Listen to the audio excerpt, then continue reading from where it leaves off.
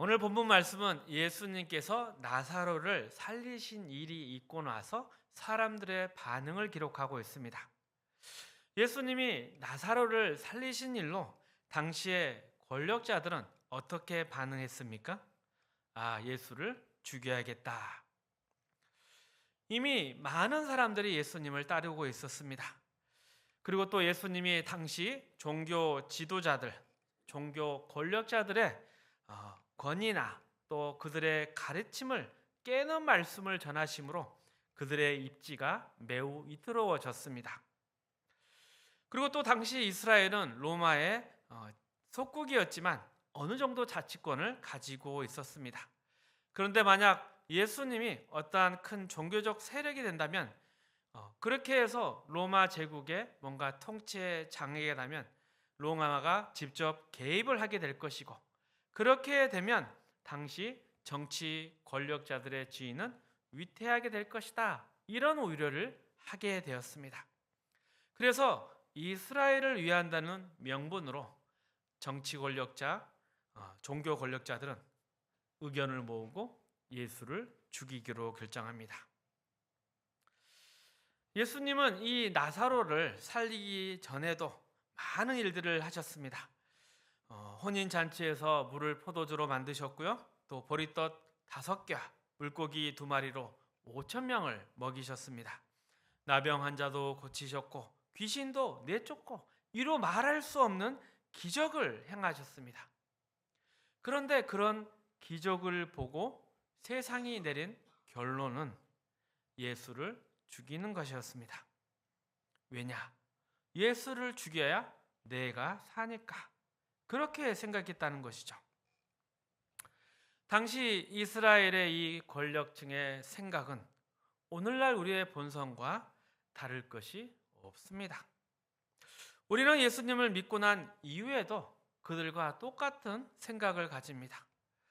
그것은 우리가 이제 부활과 영생의 새로운 질서 안에 있는 사람인데 우리가 늘 갈등하고 고민하는 이유, 이거에 맞닿아 있는 것입니다. 자, 어찌됐건 이런 예수를 죽이려는 그러한 세상의 도전에 대해서 예수님은 어떻게 반응하십니까? 자신의 죽음을 기꺼이 받아들이셨을까요? 예수님이 잡히시기 전에 겟세마네에서 기도를 하셨던 사건이 있습니다. 예수님께서 그때 기도하실 때 아버지의 뜻이거든 이 잔을 내게서 옮겨 주옵소서라고 기도하셨습니다. 이것은 예수님이 뭔가 싫다가 아니라 자신의 죽음에 대해서 처절하게 생각했다, 이런 의미를 담고 있는 본문이고, 그리고 그 뒤에 보면 오죽하면 천사가 하늘로부터 나타나서 예수님을 도왔다, 이렇게 성경은 기록을 합니다. 그렇게 간절하게 생각하시고 기도하셨는데 하나님의 응답은 노였습니다. 하나님은 끝까지 예수님께 가야 한다 말씀하셨습니다. 이것이 예수님의 겟세마네의 기도입니다. 우리는 기대하고 소원하는 만사 형통, 또 사필 귀정, 인과 응보, 이런 우리의 논리로서 기독교를 이해해서는 안 됩니다. 하나님은 늘 이러한 우리의 생각을 엎으시고 무참히 깨트리신다는 것을 분명히 알아야 합니다. 우리가 알고 기대하는 질서나 논리를 깨트리시는 것은 그게 필요 없다는 것이 아니라 그것들로는 하나님의 뜻을 담을 수가 없기 때문입니다. 이것이 성경의 내용입니다. 성경은 늘 우리의 예상과 전혀 다른 새로운 생각과 질서를 가르칩니다. 예를 들면 우리가 잘 아는 사도행전 7장에 나오는 스데반의 순교 장면을 보면 알 수가 있습니다. 그의 긴 설교 끝에 이런 결론이 나옵니다. 사도행전 7장 51절 53절 함께 읽어봅니다. 목이 곧고 마음과 귀에 할례를 받지 못한 사람들아, 너희도 너희 조상과 같이 항상 성령을 거스르는도다. 너희 조상들이 선지자들 중에 누구를 박해하지 아니하였느냐? 의인이 오시리라 예고한 자들을 그들이 죽였고 이제 너희는 그 의인을 잡아준 자요 살인한 자가 되나니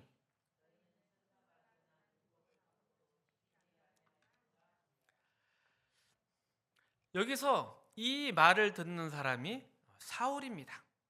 사울이 스데반을 죽이러 왔습니다. 스데반은 자신을 죽이려고 하는 사람들 앞에서 너희가 조상을 통해 메시아가 오신다는 약속과 예언을 분명히 들었을 건데 그럼에도 불구하고 너희는 그 조상들의 말을 듣지 않고 예수 그리스도를 죽였다. 너희는 메시아를 죽였다. 아주 혹독하게 지적을 합니다. 그러자 다음의 상황이 벌어지게 됩니다. 54절에서 56절입니다. 그들이 이 말을 듣고 마음에 찔려 그를 향하여 이를 갈거늘 스데반이 성령 충만하여 하늘을 우러러 주목하여 하나님의 영광과 및 예수께서 하나님 우편에 서신 것을 보고 말하되 보라 하늘이 열리고 인자가 하나님 우편에 서신 것을 보노라 한대. 이 장면이 바로 스데반의 생사가 갈리는 장면입니다. 사람들은 스데반을 돌려쳐 죽이려고 합니다. 스데반은 그들에게 너희가 잘못한 것이고 너희는 분명히 천벌을 받아 마땅하다 꾸짖고 있습니다. 이때 스데반은 하늘이 열리고 재판정으로 서 계신 예수님을 보게 됩니다. 그런데 재판장이신 예수님은 스데반에게 내가 죽어라 이렇게 판결하십니다. 우리는 이 장면이 뭔가 스데반이 신비한 천상의 복을 받는 것처럼 하나님의 영광이 드러났다 이렇게 쉽게 이야기를 합니다. 그러나 하나님은 하나님의 영광을 스데반이 지는 것으로 스데반이 죽는 것으로 그리고 우리의 보기에는 정말 부당한 자리 잘못된 자리로 이끄시고 하나님의 영광을 거기에 담아내십니다. 우리는 이러한 상황이 이해가 되지 않아서 어려움을 겪습니다. 우리는 신앙생활 잘하는 사람이 복을 받아야 된다고 생각합니다. 그런데 신앙생활 잘하는 사람에게 재판장이신 예수님은 내가 죽어라 판결하셨기에 우리는 이제 이 상황이 너무 싫어집니다. 이것이 성경의 기이한 방법입니다. 이는 여태껏 우리가 알던 질서를 깨는 정도가 아니라 완전히 다른 질서로 더 씌우는 것입니다. 우리는 기독교 신앙이 도대체 어떤 새로운 질서와 생각을 우리에게 주었고 또 지금 요구하고 있는지를 현실에서 전혀 적용시키지 못하고 있습니다. 이러한 모순과 또 현실의 전복에 대한 이야기들이 성경의 중요한 대목마다 계속 나옵니다. 로마서 9장 9절에서 18절까지 말씀 함께 읽어봅니다. 약속의 말씀은 이것이니 명년 이때에 내가 이르니 사라에게 아들이 있으리라.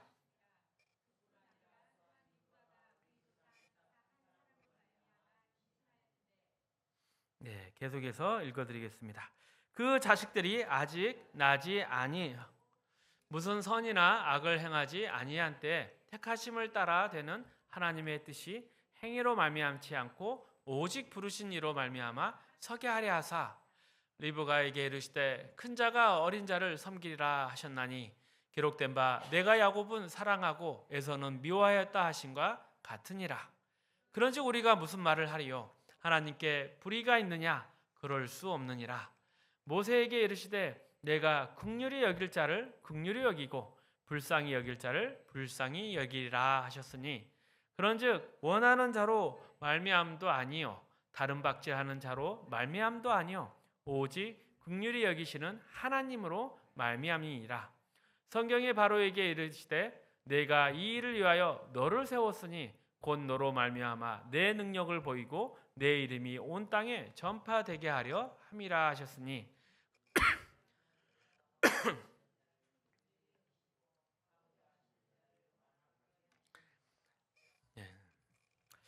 하나님은 아이를 낳을 수 없는 사라에게 아들 이삭을 주셨습니다.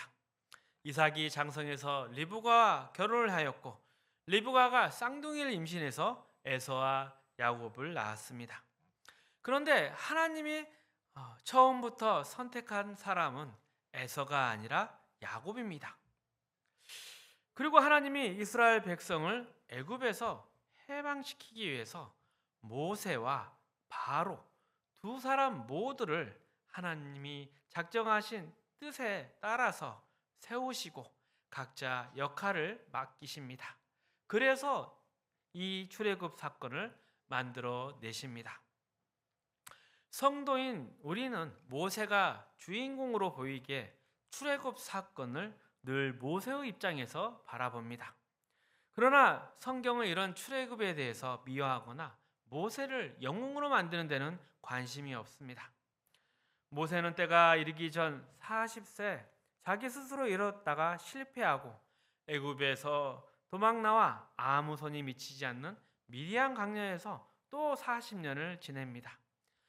이때 모세는 지난 일에 대해서 다 잊고 몸도 늙어서 이제 체념도 하지 않는 그러할 때 비로소 하나님의 부름을 받습니다. 그러니 당연히 완강하게 저항을 합니다. 하나님, 당신은 도대체 누구시길래 일을 이렇게 하십니까? 젊었을 때, 내가 하고자 했을 때, 능력 있을 때는 도와주시지 않더니 이제 다 늙어서 이제 나를 부르시고 가라고 하신단 말입니까? 저는 못 가겠습니다. 그래서 하나님이 모세에게 형 아론도 붙여주시고 또 한편으로는 화도 내십니다. 그래서 결국 하는 수 없이 바로 앞에 서게 됩니다. 그리고 하나님은 애굽의 이 10가지 재앙도 일으키십니다. 그런데 이 10가지 재앙으로 바로가 항복하지 않습니다. 바로는 매번 큰 재앙을 겪으면서도 자신의 권력을 내려놓지도 않습니다. 무려 그것도 10번이나 굴복하지 않는 멋진 권력자로 바로가 여전히 서 있습니다. 그런데 하나님은 이런 바로를 꺾어서 애굽을 멸망시켜서 이런 방법으로 이스라엘을 구하지 않습니다. 바로를 끝까지 악역을 맡기기 위해서 죽이지 않을 뿐만 아니라 권력을 잃지 않도록 합니다. 이 얼마나 놀라운 하나님의 일하심이겠습니까? 그러나 이 상황 속에서 바로가 아닌 모세가 바뀝니다. 처음에는 원망과 불만으로 가득했던 모세가 점점 변하게 되어 홍해 앞에 섰을 때는 이스라엘 백성에게 이렇게 고백합니다. 출애굽기 14장 13절입니다. 함께 읽어봅니다. 너희는 두려워하지 말고 가만히 서서 여호와께서 오늘 너희를 위하여 행하시는 구원을 보라. 그래서 좀 과장되게 이야기를 하자면 출애굽 사건은 이스라엘을 구원하려는 것도 아니고 바로를 벌해서 애굽을 멸망시키는 것도 아닙니다. 출애굽 사건은 하나님이 이 모세를 새롭게 만드는 사건이라 할 수 있습니다. 하나님이 이스라엘을 구원하기 위해 10가지 재앙을 내리셨지만 애굽을 멸해서 이스라엘에게 그 나라를 넘겨주신 것이 아닙니다. 하나님은 이스라엘 백성을 애굽에서 나와서 광야로 들어가 살도록 하십니다. 그리고 그 광야 생활에 모세는 충성을 다하지만 이스라엘은 힘들다고 계속 불평하면서 모세를 원망합니다. 그리고 그 힘들 때마다 하나님이 진노하시고 모세는 중재자가 됩니다. 하나님, 여태껏 참으셨는데 이제 와서 화를 내시면 어떡합니까? 하나님, 그간 참으신 것이 다 물거품이 되어야 쓰겠습니까? 하나님이 모세를 달래는 것이 아니라 되려 모세가 하나님을 달래는 모양새가 되었습니다. 모세는 이제 하나님의 일하심에 대한 깊은 이해를 가지는 인물로 그려집니다. 더불어 모세는 자기가 잘못하지 않았음에도 불구하고 이스라엘 백성과 함께 가나안 땅에 들어가지 못하게 되었을 때 하나님의 깊은 배려로 백성과 함께 광야에서 죽는 것이 나의 영광과 명예로 이해하고 함께 하였습니다. 우리의 인생을 보십시오. 세상은 늘 우리를 죽음으로 몰고 갑니다. 그러나 그 죽음 때문에 우리가 지는 것도 아니고 끝장나는 것도 아닙니다. 오히려 그 죽음이 부활의 문을 열고 우리가 바라는 것보다 더 큰 것을 얻게 하시는 하나님의 기이한 권능과 역사를 목격하게 됩니다. 고린도서 1장에 보면 바울이 고린도 교회 성도들을 꾸짖습니다. 너희는 너희가 만들어낼 수 없고 상상할 수 없는 크기의 새로운 하나님의 나라 질서 가운데 들어와 있다. 그런데 너희는 그 놀라운 약속과 소망은 외면하고 왜 다시 옛날로 돌아가고 있느냐? 너희의 생각과 한계에 갇혀서 자기 자랑을 늘 앞세우고 그 안에서 서로 싸우기만 하는도다. 그러면서 그들에게 바울은 십자가를 소개합니다. 고린도서 1장 18절입니다. 함께 읽어봅니다. 십자가의 도가 멸망하는 자에게는 미련한 것이요 구원을 받는 우리에게는 하나님의 능력이라. 이 말씀이 우리가 현실 속에서 이 문제 해결해 주세요, 저 문제 해결해 주세요 라고 기도해도 하나님이 답하지 않는 이유일 것입니다. 내가 원망하고 싫다고 하던 일을 너는 해야 한다. 그런 고난이 없이는 너는 잘할 수 없다라고 말하십니다. 히브리서에 보면 그가 아들이시면서도 받으신 고난으로 순종함을 배워서 온전하게 되셨다. 우리는 이 말씀을 기억해야 합니다. 고난은 온전하게 되는데 필수 과정입니다. 그리고 그 고난 가운데 우리가 해야 하는 것은 순종입니다. 순종은 누군가 굴복하거나 누군가에게 끌려가서 하는 것이 아닙니다. 순종은 결국 믿음을 가지라는 말입니다. 우리가 원망하고 불만족하는 하루를 하나님이 그 가운데 일하신다는 것을 믿어라. 모세가 하나님에게 여쭙습니다. 하나님, 당신은 누구십니까? 당신의 이름은 무엇입니까? 나는 스스로 있는 자이니라. 이 말씀의 뜻은 나는 하나님이기를 중단한 적이 없는 전능한 하나님이다. 그리고 나는 너의 지난 40년 인생 가운데 일을 했다. 내 현실, 내 억울함이 바로 내가 했던 일이란다. 너의 그 발버둥치는 믿음이 무엇을 만들어진지 이제 똑똑히 봐라. 그리고 바로는 이 드라마의 중요한 조역이었습니다. 십자가가 그렇지 않습니까? 우리의 눈으로 볼 때 모든 것이 망하고 끝나는 것이 십자가였습니다. 그런데 하나님은 그 십자가에 최고의 목적과 결과를 담아 놓으셨습니다. 그래서 우리도 믿음으로 정말 이래도 좋은가, 저래도 괜찮은가, 그런 모든 것들을 우리는 끌어안아야 합니다. 하나님은 우리에게 전지전능한 사람이 되라고 하시지 않습니다. 우리는 오래할 때도 있고 후회할 때도 있습니다. 하지만 그것들이 우리에게 일을 합니다.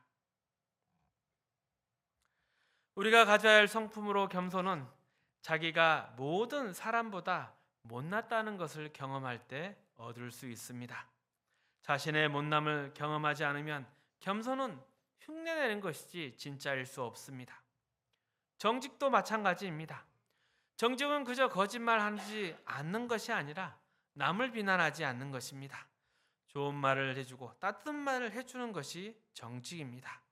그리고 이것은 타인의 존중에서부터 나오는 것입니다.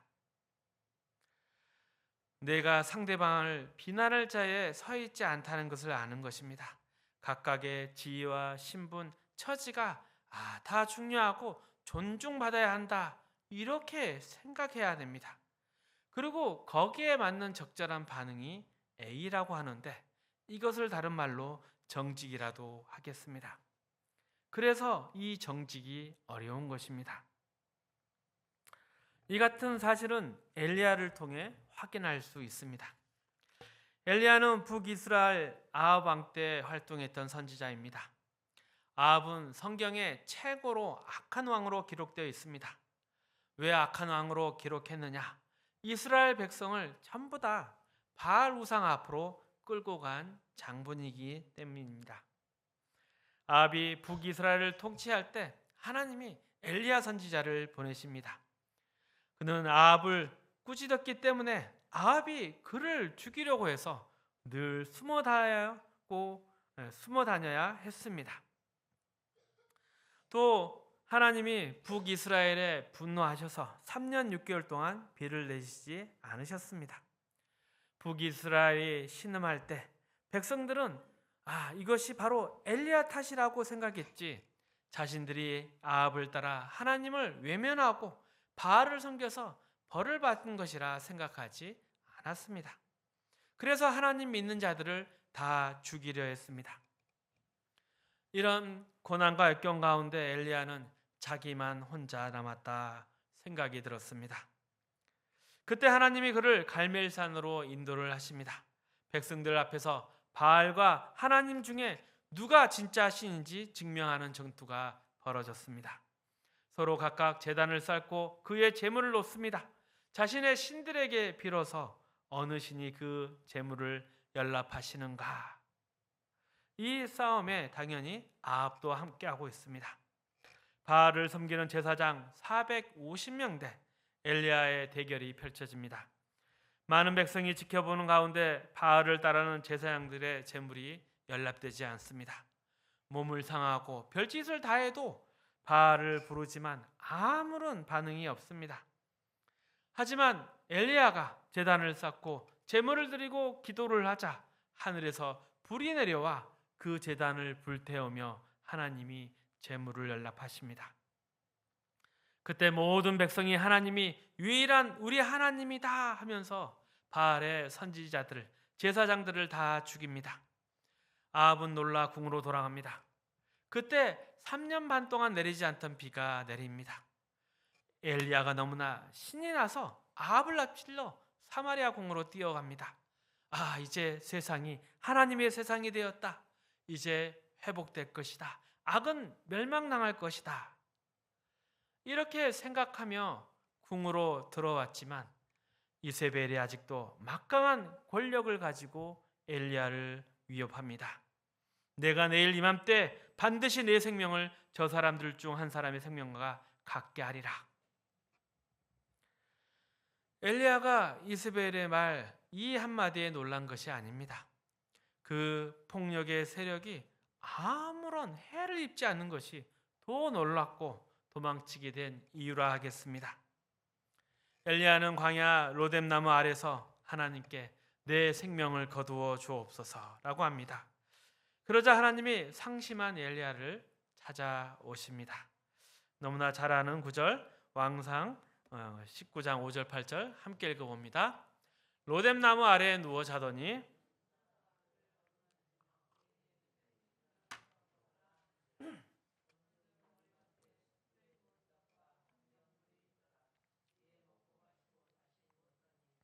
여호와의 천사가 또다시 와서 어루만지며 이르되 일어나 먹으라. 내가 갈 길을 다 가지 못할까 하노라 하는지라. 이에 먹고 마시고 그 음식물의 힘을 의지하여 40주 40야를 가서 하나님의 산 호렙에 이르니라. 쉽게 말해 엘리야가 백두산에서 제주도까지 도망을 친 것입니다. 그는 신의 산 열왕기에서 호렙산으로 칭하는 그 산속 굴에 들어가 머뭅니다. 하나님이 엘리야 있는 곳에 찾아가서 묻습니다.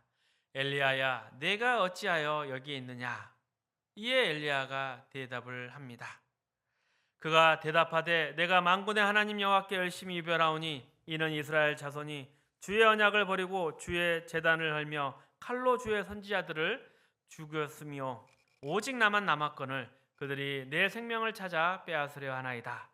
이에 하나님이 엘리야에게 너는 가서 여호와 앞에서 산에 서라고 말씀하십니다. 엘리야가 굴에서 나오자 강한 바람이 불어서 바위를 깨부수고 또 지진이 일어났고 또 그 위에 큰 불이 났으나 그 가운데 하나님이 계시지는 않았습니다. 오히려 그러한 소동 후에 세미한 소리가 들립니다. 엘리야야, 내가 어찌 여기 있느냐? 엘리야가 다시금 대답합니다. 내가 만군의 하나님 여호와께 열심히 유별하오니 이는 이스라엘 자손이 주의 언약을 버리고 주의 제단을 헐며 칼로 주의 선지자들을 죽였음이오며 오직 나만 날 거를 그들이 내 생명을 찾아 빼앗으려 하나이다. 이에 대해서 하나님의 답은 이것입니다. 열왕기상 19장 15절 16절 함께 읽습니다. 너는 내 길을 돌이켜 광야를 통하여 다마색으로 가서 하사엘에게 기름을 부어 아람의 왕이 되게 하고 또 너는 또 님시의 아들 또 아벨몰라 사바세 아들 엘리사에게 기름을 부어 너를 대신하여 선지자가 되게 하라. 이것을 우리나라 상황에서 보면 하사엘이 아람 왕이 된다는 것은 중국의 왕을 세우는 것입니다. 에후가 북이스라엘의 왕이 된다는 것은 북한의 왕이 세워지는 것입니다. 결국 둘 다 남유다에게는 큰 위협이 되고 대적들이라 하겠습니다. 그런데 하나님이 엘리야에게 왜 그 두 왕을 세우라고 하실까요? 이것은 하나님이 역사가 계속 이어져야 한다는 것을 말씀하고 있는 것입니다. 내가 역사 가운데 일하고 있다. 그러니 너는 겁내지 마라. 너 같은 충성된 자를 많이 만드는 것이 네가 할 일이 아니다. 그 나라들은 계속 이어져야 한다. 너가 할 일은 엘리사에게 맡기면 된다. 그가 계속해서 그 일들을 할 것이다. 지금 내가 역사 가운데 일하고 있다. 하사엘이 왕이 되고 에후가 왕이 되어서 그들이 강성해지는 것, 이러한 것들은 본질적인 문제가 아니다. 그러니 내가 일할 테니 걱정 말고 너는 죽어라. 이런 이야기를 하는 것입니다. 엘리야는 두 왕을 세우고 난 뒤에 엘리사와 함께 사역을 하다가 불수레와 불말들이 두 사람을 갈라놓자 엘리야는 해오리 바람에 의해 하늘로 올라갑니다. 이것은 어찌 보면 하나님이 엘리야가 못하겠다고 하니까 그냥 조퇴시킨 것이라 하겠습니다. 우리가 살아있는 것은 이 땅에서 아직 우리가 해야 될 일이 있기 때문입니다. 우리가 절망하는 것들이 최고의 조건이 될 수도 있다. 이런 생각을 할 수 있어야 합니다. 그런데 우리는 이것을 하지 못하고 그저 화만 냅니다. 나는 진심인데, 내가 저렇게 열심인데 하나님은 몰라주신다 합니다. 하지만 그렇지 않습니다.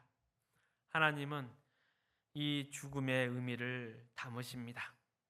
우리가 아는 그 크고 화려한 것에 담지 않고 아주 작아 보이고 초라한 것에 담으십니다. 우리가 아는 승리가 아니죠. 하나님은 우리가 죽음처럼 보이는 자리, 자존심과 우월감 다 버리고 내 자신을 내놓는 그런 섬김과 헌신의 자리에 하나님의 영광을 드러내십니다. 마음껏 섬기고 마음껏 내주고 마음껏 사랑하는 것이 하나님이 만드신 나라의 질서입니다. 그분이 우리에게 맡기신 임무는 우리 인생에 해볼 수 있는 가장 큰 최고의 기쁨이고 영광입니다. 물론 현실에서 이런 일을 하는 것은 매우 어렵습니다. 인간의 위대함은 진정한 인간성을 가지는 것인데 이러한 진정한 인간성은 폭력이 아닙니다. 공포도 아닙니다. 그리고 또한 하나님은 우리에게 비난이나 심판도 하지 말라 하십니다. 그 대신 우리가 위로하고 용서하고 품어주고 사랑하라 명하십니다. 이것이 하나님이 우리에게 보고 배우라고 이 땅에 보내신 예수님의 생애였습니다. 예수님은 필요한 것을 모두 다 해주셨지만 하나님의 우월감을 증명하시려고 우리에게 공포를 사용하신 적이 있었습니까? 그렇지 않습니다. 예수님의 성육신, 그리고 그분의 공생애와 사역들, 그리고 십자가의 죽음들, 이 모든 영광을 이제 우리에게 맡겨 주셨습니다. 그러기에 우리는 이 기회를 명예로 알고 넉넉히 살아낼 수 있어야 합니다. 멋진 하나님의 자녀가 되어 가시기를 주님의 이름으로 축복합니다.